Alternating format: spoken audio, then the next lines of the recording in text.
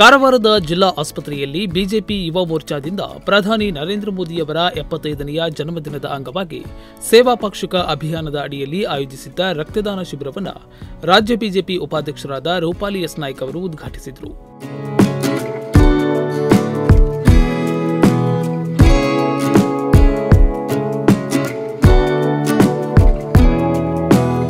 ಈ ವೇಳೆ ಮಾತನಾಡಿದ ರೂಪಾಲಿ ಎಸ್ ನಾಯ್ಕ ಅವರು, ದಣಿವರಿಯದೆ ದೇಶದ ಅಭಿವೃದ್ಧಿಗಾಗಿ ಶ್ರಮಿಸುತ್ತಿರುವ ಮೋದಿಜಿಯವರ ಜನ್ಮದಿನವನ್ನು ಅತ್ಯಂತ ಅರ್ಥಪೂರ್ಣವಾಗಿ ವಿವಿಧ ಸಾಮಾಜಿಕ ಚಟುವಟಿಕೆಗಳ ಮೂಲಕ ಜನಸಾಮಾನ್ಯರಿಗೆ ಅನುಕೂಲವಾಗುವ ದೃಷ್ಟಿಯಿಂದ ಯೋಜನೆಯನ್ನ ರೂಪಿಸಲಾಗುತ್ತಿದೆ. ಅದರಂತೆಯೇ ರಕ್ತದಾನವು ಜೀವಗಳನ್ನು ಉಳಿಸುವ ನಿಸ್ವಾರ್ಥ ಕಾರ್ಯವಾಗಿದ್ದು, ಒಬ್ಬರ ಜೀವ ಉಳಿಸಲು ನೀವು ವೈದ್ಯರಾಗಬೇಕಾಗಿಲ್ಲ. ಎಲ್ಲರೂ ರಕ್ತದಾನ ಮಾಡುವ ಮೂಲಕ ಆರೋಗ್ಯಕರ ಸಮಾಜ ನಿರ್ಮಾಣಕ್ಕೆ ಕೈಜೋಡಿಸಿ ಎಂದು ಹೇಳಿದರು.